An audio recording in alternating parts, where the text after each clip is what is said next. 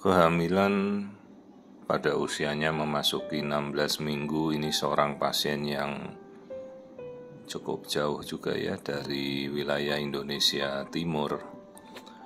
Dan awalnya dicurigai jika bagian tubuh di rongga perutnya itu keluar dari perut, atau istilahnya mungkin diduga namanya omvalocele.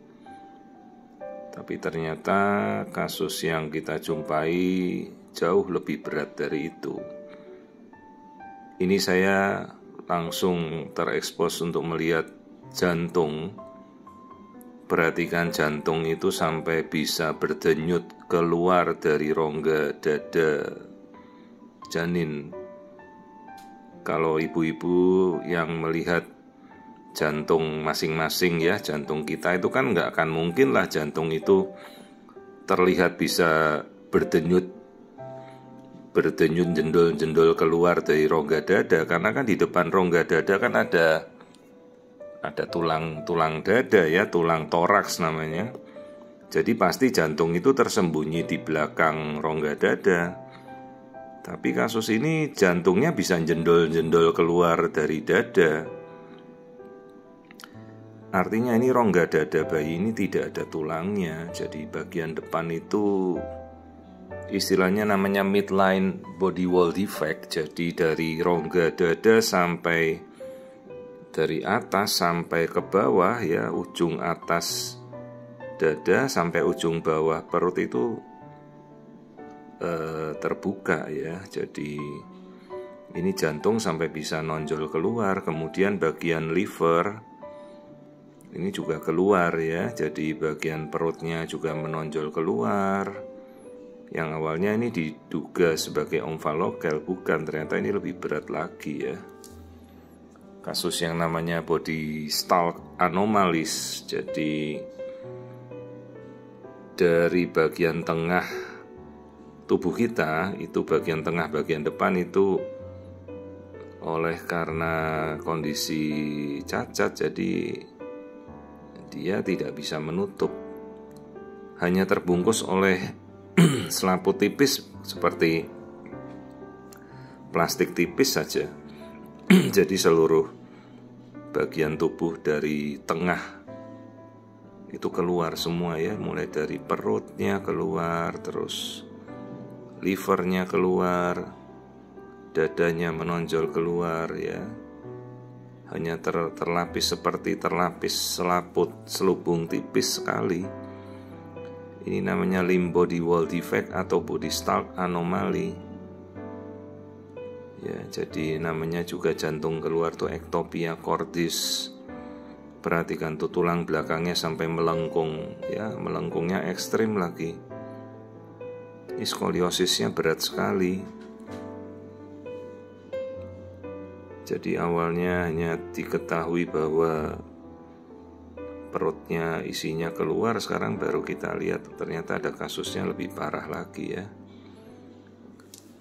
Jadi mulai dari dada, ini jantungnya berada menonjol keluar. Ini namanya body stalk anomaly. Kasus yang sangat jarang. Masalahnya kenapa ini bisa terjadi? Ini bayinya laki-laki, yaitu kelaminnya itu jelas terlihat. Padahal awalnya sebenarnya terlihat tidak ada masalah pada awal-awal 11 minggu. Ini yang kemudian saya lihat lagi, ternyata bagian kepalanya ya, ada bagian kepalanya yang tengkoraknya pecah keluar. Jadi selubung otaknya itu membungkus bagian otaknya yang pecah ini ya. Jadi ini namanya meningoencephalocele. Jadi tempurung kepalanya bayi ini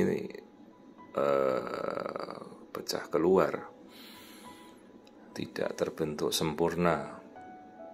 Ini bagian belakang dari kepalanya bayi ini keluar ya otaknya.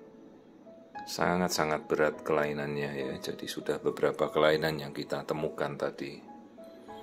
Padahal ini kehamilan anak pertama lagi ya, ibunya masih sangat muda dan tidak ada riwayat di keluarganya yang memiliki pernah melahirkan anak-anak cacat ya.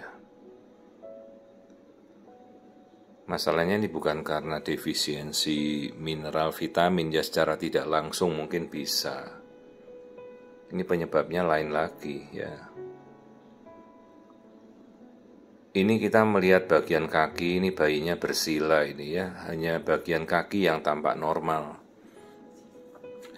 Jadi sebenarnya ini kasusnya pasti sebenarnya dari awal sebenarnya normal, tapi ada suatu sebab yang menyebabkan bagian tubuhnya ini sampai melesak keluar dari rongga dada ya, bahkan rongga perutnya juga terbuka, dada terbuka, bagian kepala sampai ada otaknya yang keluar dari tempurung kepala. Jadi ini suatu kasus yang dulunya dicurigai sebagai amniotic band syndrome. Jadi selaput ketubannya itu di awal-awal tuh robek, pecah. Ini sampai bayinya bentuknya ya sudah tidak beraturan lagi ya. Itu lihat bagian perutnya itu keluar semua. Jadi bagian perut dan rongga dada keluar. Terus kita tidak melihat tangan kanannya terpotong, teramputasi. Hanya tangan kirinya, tangan kanan yang terlihat, tangan kirinya terpotong ya. Jadi kok bisa ada sesuatu yang sedemikian tajam bisa merobek, memutus, memotong bagian tubuh bayi, kemudian membuat tubuh bayi sampai cacat berat seperti ini ya. Ini yang kita lihat struktur tangan, ini tangan kanannya ya sampai bengkok begitu. Sementara tangan kirinya teramputasi atau terpotong mulai dari pangkal lengan. Jadi lengannya ini buntung, tidak terbentuk lagi. Padahal awalnya ada. Jadi ini suatu kasus amniotic band di mana selaput ketubannya itu pecah.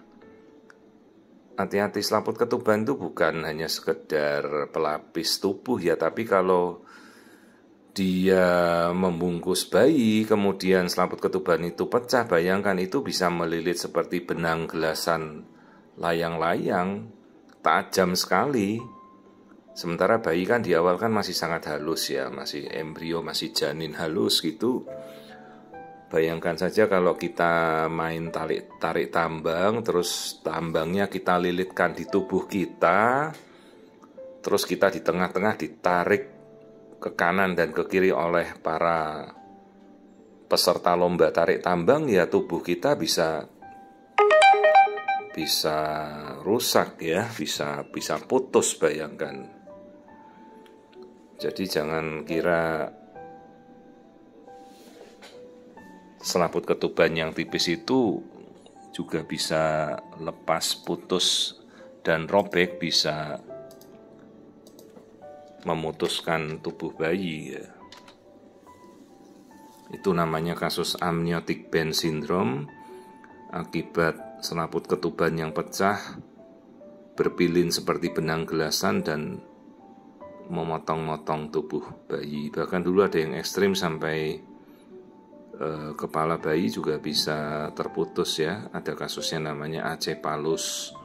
Itu kasus yang pernah saya temukan satu-satunya di dunia ya, dan sudah pernah kita publikasi dulu.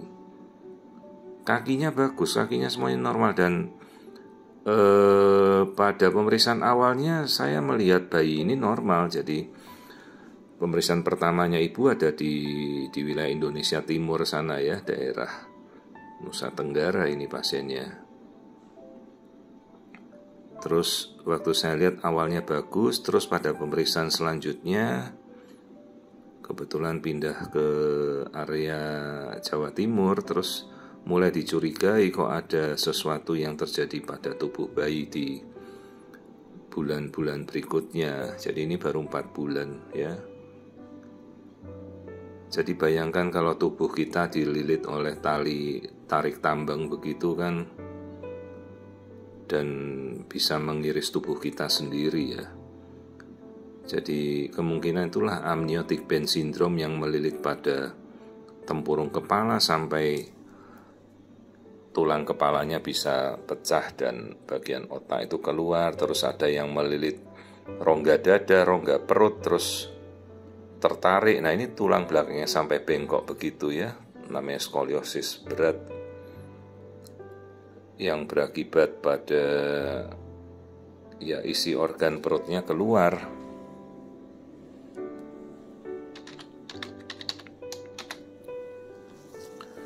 Dan kita kemudian mengedukasi ibunya, ya ini suatu kasus yang sangat-sangat berat ya, dan tidak kompatibel untuk suatu kehidupan. Dok, kalau ini dalam kandungan bayinya bertahan, ya bertahan, tapi begitu lahir pasti bayinya tidak bisa hidup ya, karena organnya sedemikian fatal. Itu organ yang saya tunjuk itu bagian tubuh, perut, rongga dada, semuanya keluar dari isi badannya ya, semuanya di luar. Dan bagian kepalanya itu yang keluar juga ya, pecah keluar. Dok, kenapa bayinya bisa bergerak? Karena bagian tulangnya masih utuh, jadi sistem pergerakan kan ada sistem saraf pusat di kepala, di otak. Meskipun sudah rusak, tapi di punggung bagian medula spinalis atau vertebranya kan masih utuh ya, jadi dia masih bisa bergerak. Ini tidak berhubungan dengan suatu kelainan genetika ya, jadi bukan hubungannya dengan NIPT kita harus cek, atau kita mau lihat trisomi 21 Down syndrome, tidak ada hubungan. Jadi ini murni suatu kelainan bawaan akibat yaitu yang diduga amniotic band syndrome tadi ya, selaput ketubannya dari awal pecah. Pertanyaannya, dok, kalau selaput ketuban kok bisa pecah, kenapa sih ya?